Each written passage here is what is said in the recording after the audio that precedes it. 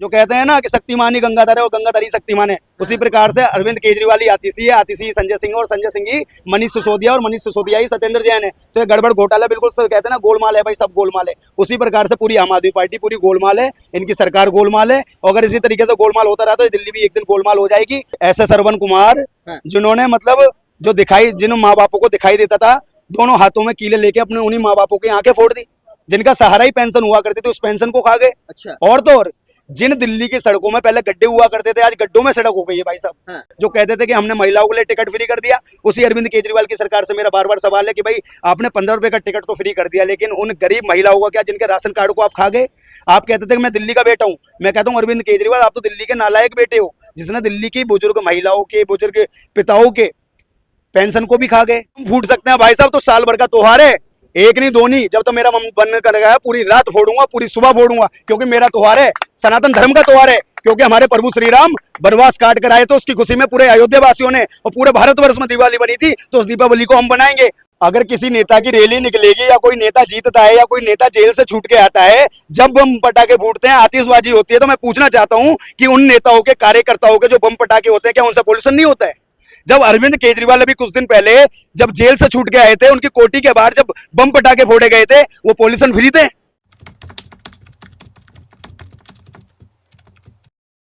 नमस्कार, बहुत बहुत स्वागत है फिर से एक बार। मैं हूं संतोष और आप देख रहे हैं गूंजता भारत।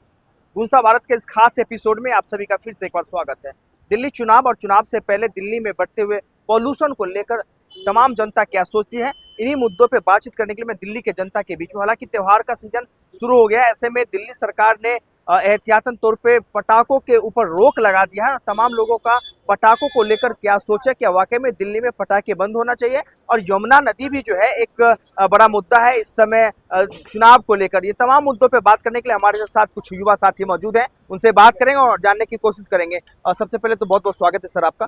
देख रहे हैं जिस तरीके से अब त्योहारों का सीजन शुरू हो गया है, तमाम वायदे किए जा रहे हैं पटाखों को बंद करने के लिए। खासतौर पे यमुना नदी की अगर बात करें तो अरविंद केजरीवाल ने जिस तरीके से कहा था कि 2025 तक आते आते जो है हम तमाम नेता उसमें जाकर जो डुबकी लगाएंगे, कैसे देखते हैं इस चीज को? इस चीज को हम ऐसा देखते हैं कि पिछले 10 सालों से जिस अरविंद केजरीवाल की सरकार दिल्ली के अंदर है, उन्होंने पोल्यूशन पे किया क्या?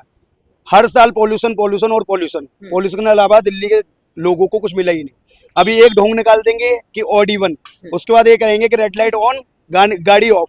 इस तरीके की ऐसी चीजें जिसका ना कोई, मुझे लगता है कहीं से कहीं तक कोई लाभ मिलने वाला नहीं है। जो असल में जिन पे कार्रवाई होनी चाहिए, चाहे वो 15 साल से पुरानी गाड़ी हो, उन्हें जब्त कराना चाहिए सरकार को। और तो और जो पराली हरियाणा, पंजाब और तो और दिल्ली में भी कई जगहों पे जो चल रही है, उस पर रोक लगानी चाहिए। लेकिन दिल्ली की सरकार सीधे सीधे पटाखों पे रोक लगा देती है। जब मैं कहता हूं कि जब कोई हिंदू त्योहार आते हैं उन्हीं पे रोक क्यों लगानी? जब मान के चलो होली आ जाती है तो कहते हैं कि पानी की बर्बादी नहीं होनी चाहिए। गणेश विसर्जन आता है तो कहते हैं कि यमुना जी में गणेश जी की मूर्ति को विसर्जन नहीं करना चाहिए। सारे त्योहारों पे रोक हिंदुओं की ही लगेगी, लेकिन उन्होंने कभी ये तो कहा नहीं कि ईद पर कोई ग्रीन ईद बननी चाहिए। जो लाखों करोड़ों जीव हत्या होती है, उन जीव हत्या से बढ़िया ये है कि एक लकड़ी का आप बकरा बनाइए और उसका आप कहीं ना कहीं कुर्बानी दीजिए। लेकिन नहीं, उस पर ये नहीं बोलेंगे, क्योंकि इन्हें सिर्फ और सिर्फ धर्म और मजहब के नाम पर राजनीति करनी है और उन्हीं के नाम पर इन्हें रोटियां सेकनी है। उसी प्रकार से यमुना पे इन्होंने बहुत बड़ी बड़ी बात कही। लेकिन मैं कहना चाहता हूँ दिल्ली के लोगों ने बताना चाहता हूँ कि सिर्फ यमुना नहीं, दिल्ली के अंदर एक और नदी बहती थी जिसका नाम था साहिबी नदी। बात उसकी भी होनी चाहिए। क्योंकि जो साहिबी नदी थी आज उसे हम नजफगढ़ ड्रेन के नाम से जानते हैं। बहुत बड़ा नाला जिसे दिल्ली का कहा जाता है, और वही नजफगढ़ ड्रेन का पानी यमुना में वजीराबाद के रास्ते आते हुए मिल जाता है। और साहिबी नदी जो थी, जो दिल्ली में लगभग 36 से 37 किलोमीटर के दायरे में बहा करती थी, और उसका वो संगम जल आकर यमुना में मिलता था। तो हमने देखा कि जो हमारा एक इतिहास था, उस इतिहास को चाहे कांग्रेस रही हो चाहे वो आम आदमी पार्टी रही हो, उन्होंने हमेशा दबाने की कोशिश की।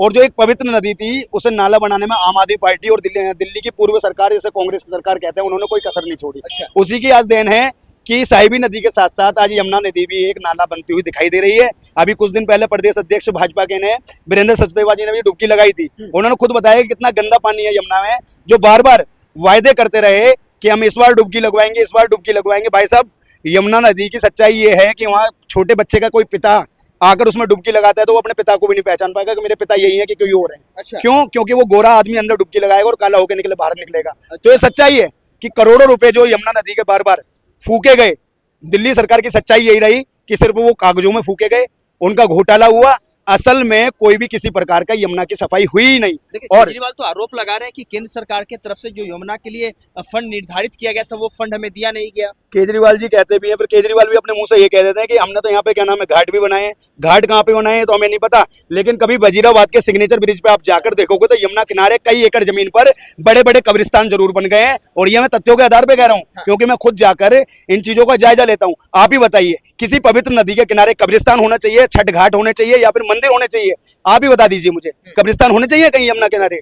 किसी गंगा किनारे कब्रिस्तान होने चाहिए? नहीं होने चाहिए, क्योंकि वो हमारी पवित्र नदी है। कोई मुस्लिम उसे पूजेगा नहीं, लेकिन वहां के जल को हम उस पवित्र जल को अर्पण भी करेंगे, उसमें स्नान भी करेंगे, क्योंकि वो हमारा पवित्र स्थल है।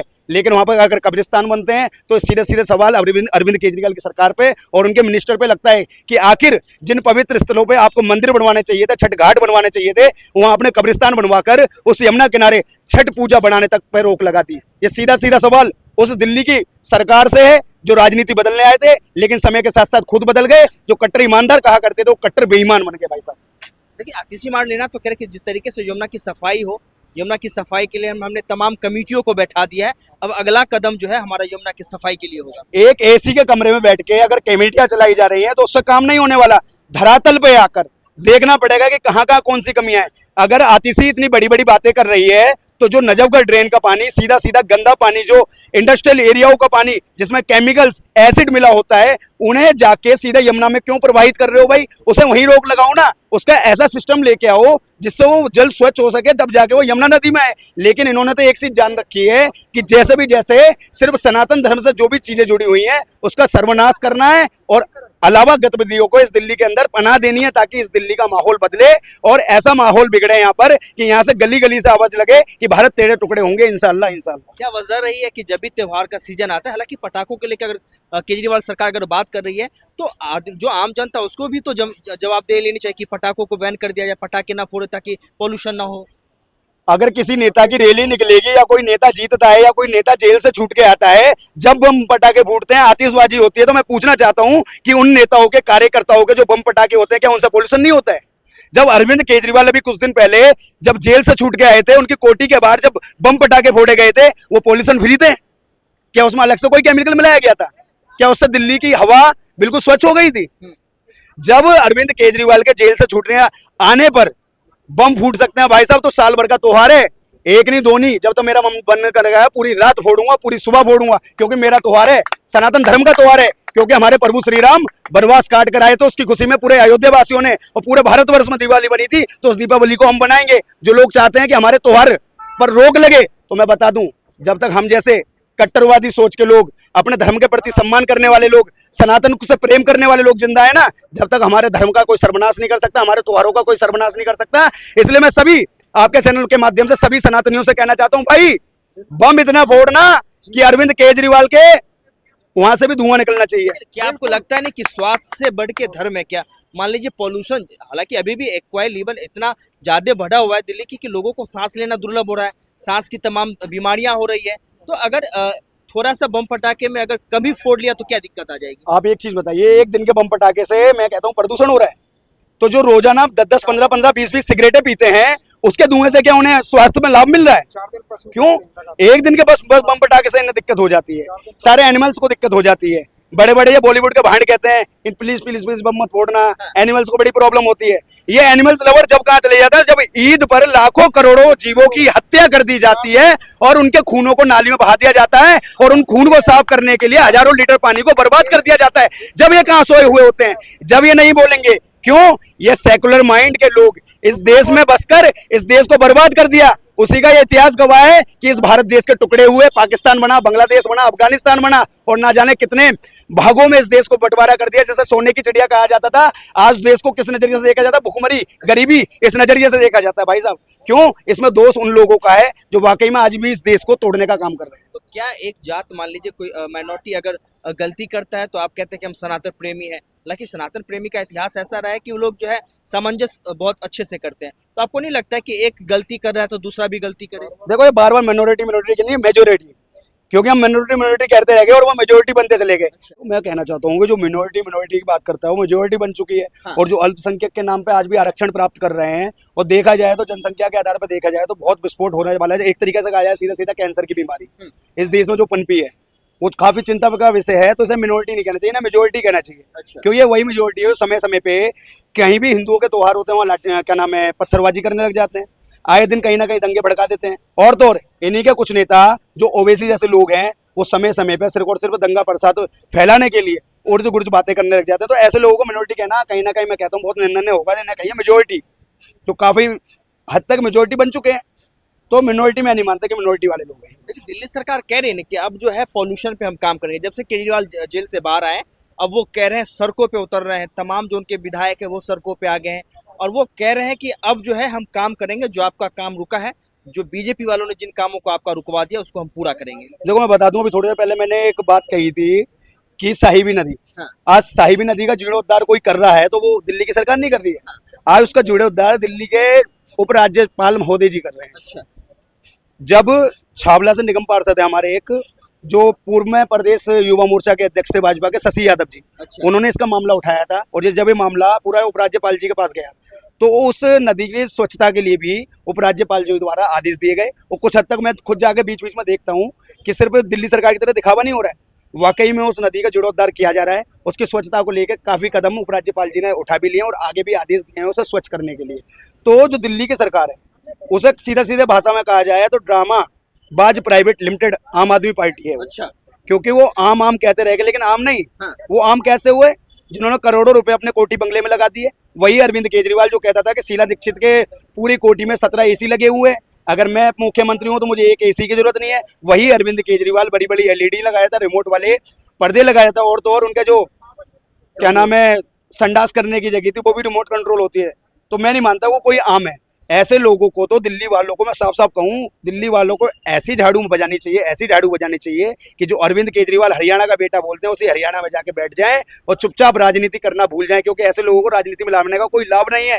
जो कहते थे कि हमने महिलाओं के लिए टिकट फ्री कर दिया, उसी अरविंद केजरीवाल की सरकार से मेरा बार बार सवाल है कि भाई आपने 15 रुपए का टिकट तो फ्री कर दिया, लेकिन उन गरीब महिलाओं का क्या जिनके राशन कार्ड को आप खा गए?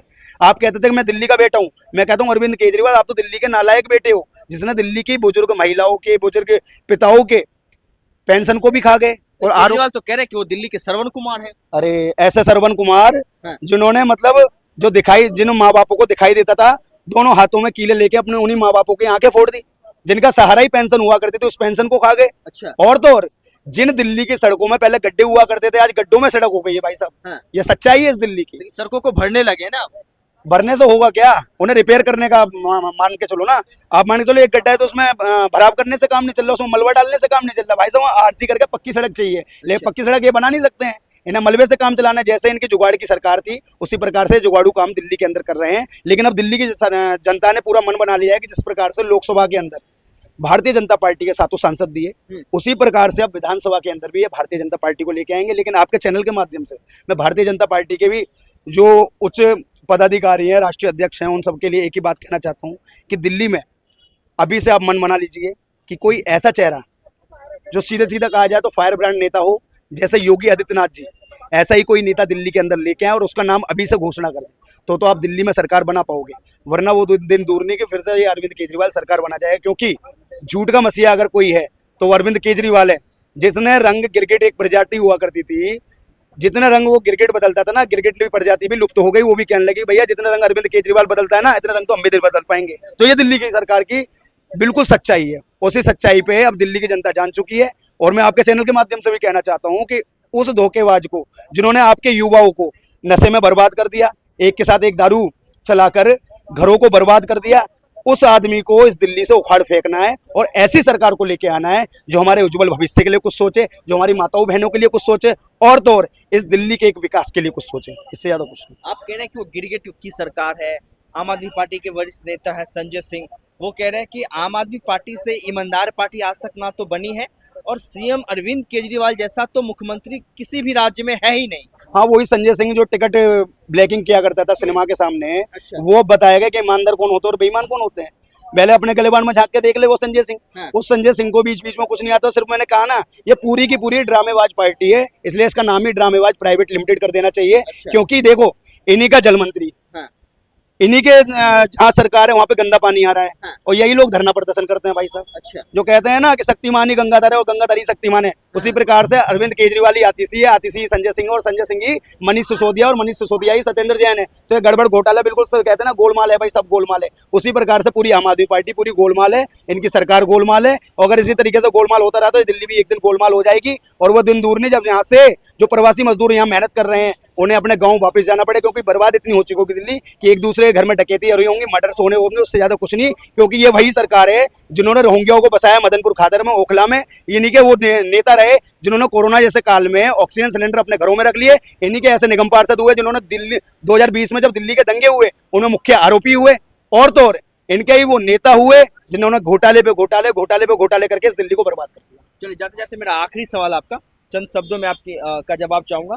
2025 के विधानसभा में जहां केजरीवाल कहता है कि फिर से हम सत्ता में आएंगे, क्या आपको लगता है कि दिल्ली की जनता सत्ता में अरविंद केजरीवाल को लाएगी या सत्ता से उखाड़ फेंकेगी? देखो, इतना कहना है जैसे हरियाणा वालों ने कहा ही, अरविंद केजरीवाल कहता था मैं हरियाणा का बेटा हूँ। हाँ। मैं हरियाणा का बेटा हूँ। हाँ। जैसे हरियाणा के जो लोग थे उन्होंने इनके पिछवाड़े में झाड़ू देकर मोर बना दिया ना, ऐसे मैं कहता हूं कि दिल्ली की जनता को भी इनके पिछवाड़े में झाड़ू देके इनका मोर बना देना चाहिए। और इनकी औकात इन्हें बता देनी चाहिए कि ऐसे लोग ना तो राजनीति का काबिल है, ना ऐसे लोग आगे भी कभी काबिल होने चाहिए। और ऐसी पछाड़ लगानी चाहिए कि पछाड़ इतनी धोबी पछाड़ हो कि कभी दिल्ली तो क्या किसी और भी राज्य में जाके ये कभी राजनीति ही ना करे। चलिए, ये तमाम राजनीति की बातें, तमाम जनता की भी बातें हैं। इस वीडियो को देखने के बाद आपकी क्या प्रतिक्रिया? हालांकि दिल्ली चुनाव को लेकर तमाम जनता की रायों को हम आप तक पहुंचा रहे हैं।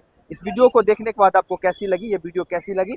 वीडियो को ज़्यादा से ज़्यादा शेयर करें, चैनल को सब्सक्राइब कर लें। बहरहाल देश दुनिया के तमाम खबरों के लिए बने रहे मेरे यानी संतोष के साथ गूंजता भारत, दिल्ली।